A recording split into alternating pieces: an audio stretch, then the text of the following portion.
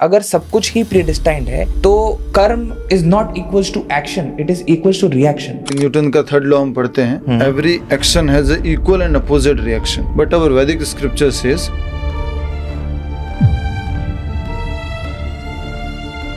फल मेरे खाली एफर्ट्स के कारण नहीं आएगा।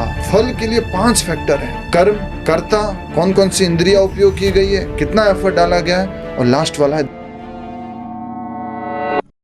जो लोग कर्मा और रीबर्थ में बिलीव करते हैं, ये कभी कभी अपनी रिस्पॉन्सिबिलिटीज से बचने के लिए कर्मा का सहारा लेना शुरू कर देते हैं। कर्मण्येवाधिकारस्ते, कर्म करने का अधिकार है, फुल ड्यूटी है तुम्हारी। और माँ फलेषु कदाचन, लेकिन कर्म के फल के तुम अधिकारी नहीं हो।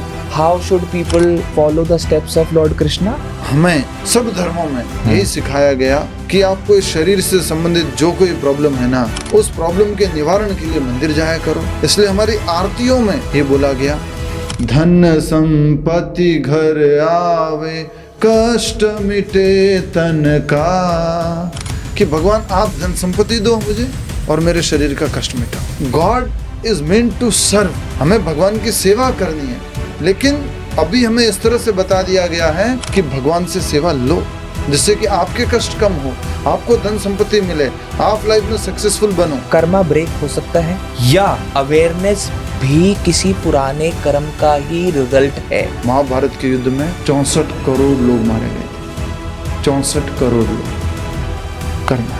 द्रोणाचार्य को देखेंगे, उनको भी अपने कर्म का फल भुगतना पड़ा। धृतराष्ट्र को देखेंगे, उनको भी अपने कर्म का फल भुगतना पड़ा। कर्ण को देखेंगे, उसने राइट चॉइस नहीं की, इसलिए उसको अपने कर्म का फल भुगतना पड़ा। तो पूरी महाभारत से हमें मालूम पड़ता है कि कर्म का सिद्धांत सत्य है, जैसा कर्म है उसके अनुसार उसका फल आएगा।